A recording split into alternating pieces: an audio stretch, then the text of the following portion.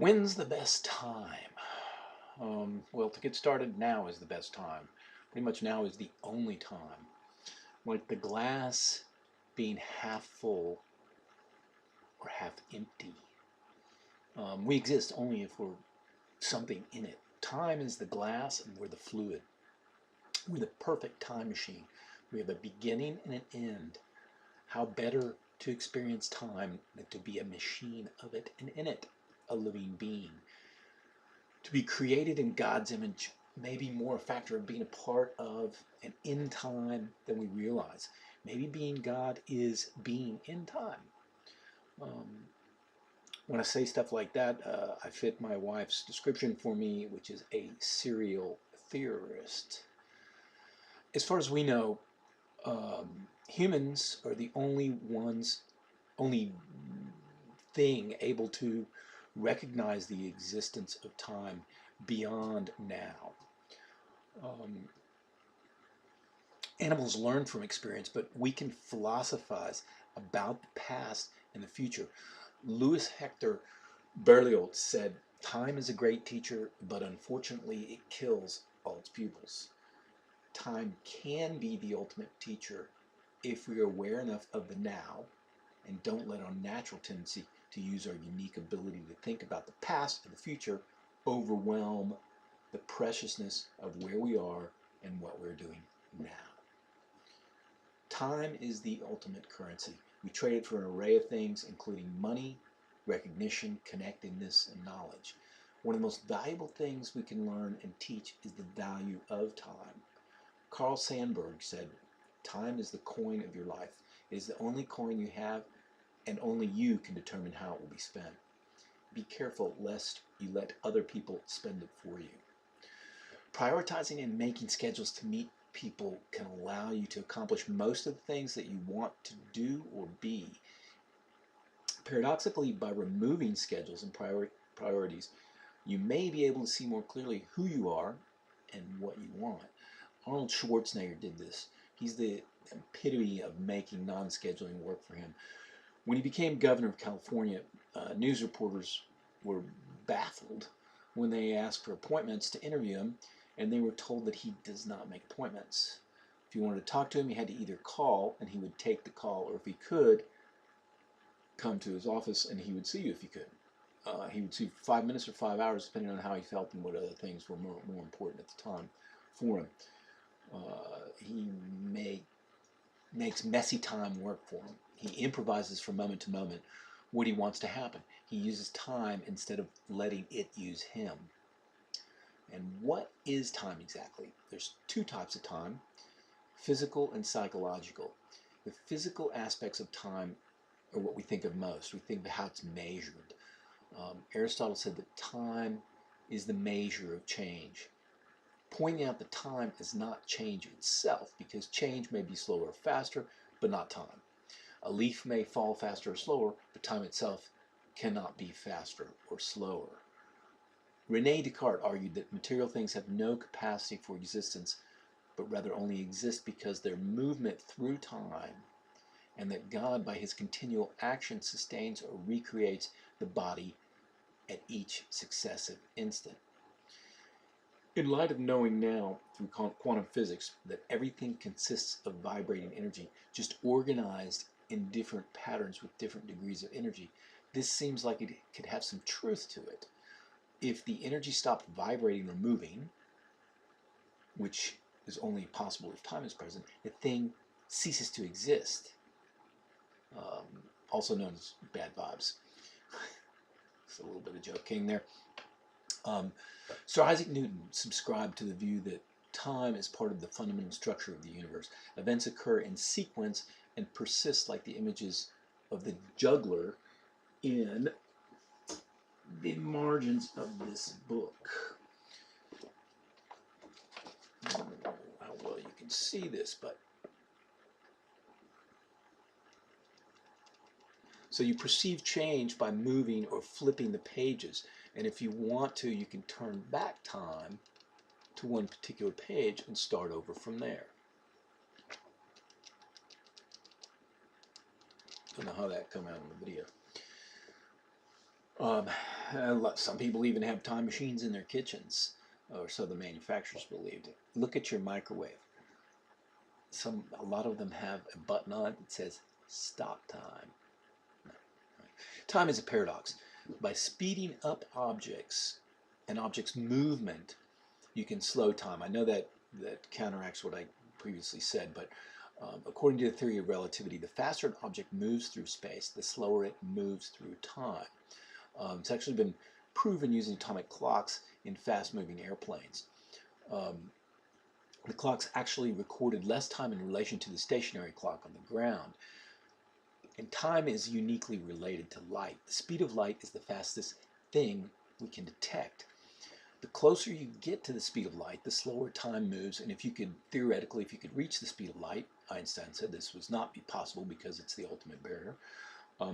If you could reach the speed of light, however, time would stand still. No, your microwave won't do this. Or even possibly cease to exist, and of course, so would you. Paradoxical.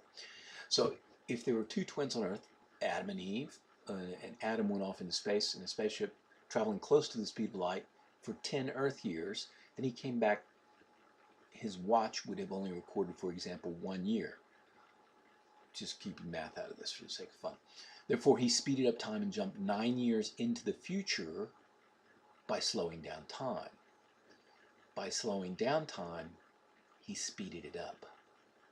When you're able to slow time, you get more of it. In a similar light, the more gravity there is, the slower time goes in relation to a place with less gravity. This has also been proven with atomic clocks. A clock on Earth will run slower than a clock in space, for example. The more gravity, the slower time goes. The objects with the most concentrated mass and therefore the most gravity are called black holes. They have so much gravity that nothing escapes them. Theoretically, time would stand still on the surface of a black hole. Since nothing escapes them, not even light, scientists refer to the surface of a black hole as the event horizon. It's where events stop, time stops. Either that or everything happens at once, which is paradoxically the same thing. Einstein also said, the only reason for time is that so everything doesn't happen at once. Of course, the corollary to this is time exists so something happens at all.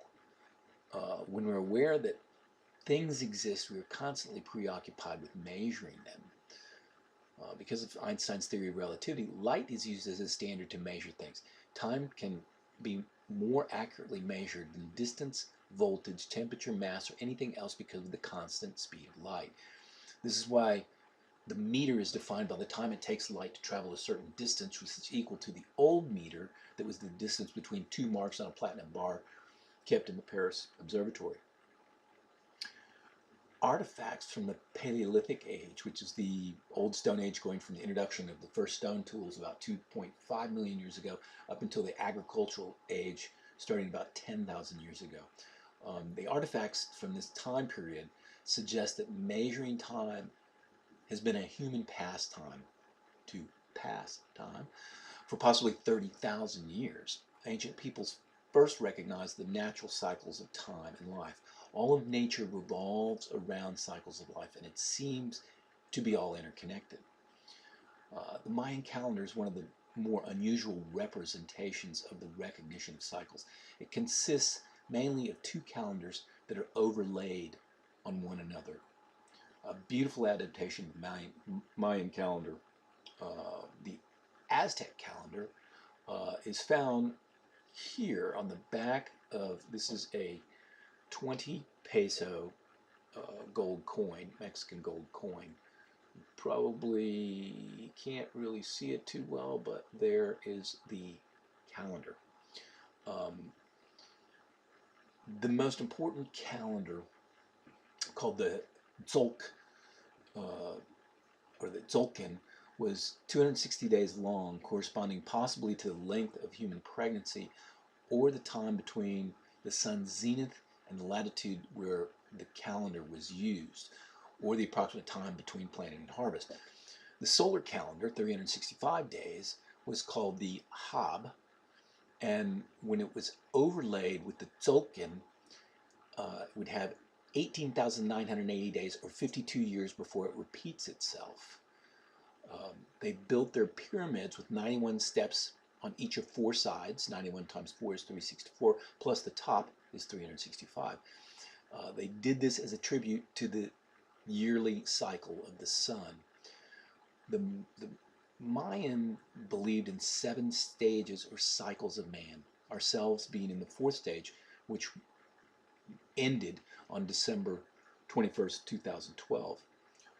Like the Incas, American Hopis, the ancient Greeks and Hindus and Buddhists of today, the Mayas believed in the concept of the wheel of time, and that there are repeating ages that happen to every being of the universe between birth and extinction. The stage we are in now ended in 2012, and a new one began according to the Mayan calendar. Greg Braden, in his book Fractal Time, attempts to explain how these 5,125-year cycles are supported by evidence and what the end of the cycle will mean. He says the cycles affect the magnetic fields of the Earth, the melting of the polar ice caps, the depletion of natural resources, and various astronomical events that were predicted over 2,000 years ago by the Mayans. The solar system is now in the shortest part of an elliptical orbit within our galaxy of the Milky Way. It reached that point in 2012 and started moving towards the light and energy at the center of the galaxy in 2000, after it crossed that point. And it was on December 21st, 2012 at 11:11 p.m. GMT, Universal Time. At that moment, the sun was aligned with the center of the Milky Way for the first time in about 26,000 years. Some people theorize that this would disrupt whatever energy typically streams to the Earth from the center of the galaxy. Astronomers generally agree that it would be impossible for the Maya to have known that. I'm not so sure. Maybe they didn't, but rather someone or something else led them to these conclusions. Either way, it's quite a stunning coincidence that they predicted that particular astronomical event 2,000 years ago. Clocks evolved from sundials, water clocks, incense sticks, candles, and sand clocks, which is basically an hourglass, which is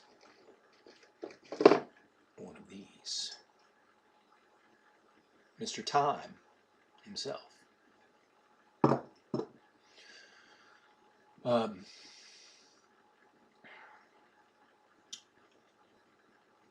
The first mechanical clocks were invented by the Chinese in the 11th century. Now we have atomic clocks, which were adapted as the official time measurement device. I prefer clocks that tick. They remind me to try to feel the rhythm of life. My brother used to have a grandfather clock collection, which he had to take the weights off the chimes every evening because his wife didn't like them chiming the whole night. I can agree. The most interesting clock, actually, and the most important, is the biological clock. The most important biological rhythm is the circadian rhythm, which is a 24-hour cycle. It's generally wired into all living entities, including plants, animals, fungi, and bacteria. The primary determinant that sets this biological clock is light. Light is the fundamental determinant of what time is. It's the measuring stick of time. Other biological clocks or cycles that are determined by light are the annual migrations of animals, insects, and the reproductive cycles of animals, the 90-minute REM sleep cycle, the 4-hour nasal cycle, the 3-hour growth hormone cycle, and the 12-hour tidal cycle. It's not directly determined by light, but corresponds to the Earth turning and shedding light on the other half of the Earth each 12 hours. Physical time can be measured, but psychological time intervals are not so easily described. The ancient Greeks had two words for time, chronos and kairos. Chronos is represented by clocks, deadlines, schedules, agendas, and the measuring of time in a chronological or sequential way. Kairos is the time in between of undetermined period in which something special happens. The theologian Paul Tillich said, Kairoi, as those crises in history in history which create an opportunity for an existential decision. Personal crises like the loss of a loved one, relationship, or the financial crisis of 2007 could create such opportunities if you take the time to consider your existential decisions available to you. Kairos has been called the savoring of time, or a transcendence, reverence, joy, passion, and love of the moment. Chronos requires speed, so it won't be wasted, and Kairos requires a letting go of speed, so it can be savored. Kairos is the psychological type of time which can change and be altered dramatically. It's best presented by analogy from a 1930s cartoon by Sidney Strube. There's a man. Well, it's like this. Supposing I were to sit next to a pretty girl for half an hour, it would seem like half a minute. Einstein, bravo, you have the idea. Man, but if I were to sit on a hot stove for 2 seconds, then it would seem like 2 hours. When a friend of mine was at university in the late 70s, LSD was quite popular in the drug culture, and having an LSD experience was referred to as cleaning the clock. This is because during and after the experience for weeks or months, it made your sense of time, of being in the present, much keener. It helped you see the beauty of everything more clearly. It gave you an appreciation for simplicity. I've known people who said lying on the beach and looking at miniature shells for half an hour while on LSD seemed like a whole day. We can measure time, but we cannot see time. We can see the efforts of time, but we cannot affect time. We can affect how we experience time, however. When we're young, it's natural to see time going by slowly. When you only have 10 years behind you, 1 year is 10% of your life, and seems to take a lot longer to pass than when we're 50, and 1 year is only 2% of your life. You can experience time differently by looking at things differently also. If you look at the world more from a child's perspective, I believe you can stretch time out and experience more of what makes it fun. We can't see time, but we can see, hear, smell, taste, and feel the evidence of time. We can see evidence of large blocks of time by looking at fossils. What does it mean when you call somebody a fossil? We see evidence of smaller blocks when we see leaves change in the fall. We hear a siren fade into the distance. We smell fresh cut grass, taste fresh orange juice, or feel music. One of the most universal ways to feel time is through rhythm. Everything has a rhythm, and everything resonates to the rhythm of what is near it. In 1666, the physicist Huygens noticed that two pendulum clocks near each other would adjust their pendulum speeds to match each other in about 1 day's time. He called this entrainment. The same effect happens in animals, insects, and humans. Fireflies eventually will all flash together if in close proximity. If you've ever done this, I grew up where there were lots of these. You put them in a glass jar, and within about an hour, assuming that you didn't seal it, they have air and everything, they'll all be flashing almost simultaneously. And women living together will synchronize their menstrual cycles. Entrainment happens also personal and social situations. That's why you want to surround yourself with people you want to be like. Have you ever noticed yourself becoming entrained to someone else? How? There are many ways to experience rhythm, but there are 3 ways you're most familiar with. Moving your body rhythmically, like juggling or skiing, practicing tennis off a wall, casting a fly rod, dancing, um, talking and writing rhythmically, that's also known as poetry, and thinking rhythmically, that's music. In the TV series How Music Works, Howard Goodall theorizes that rhythm recalls how we walk and the heartbeat we heard in the womb. Certainly to hear your own heartbeat the first time will make most people totally aware of rhythm. Try feeling your pulse right now. This reminds you to experience the now. You feel it?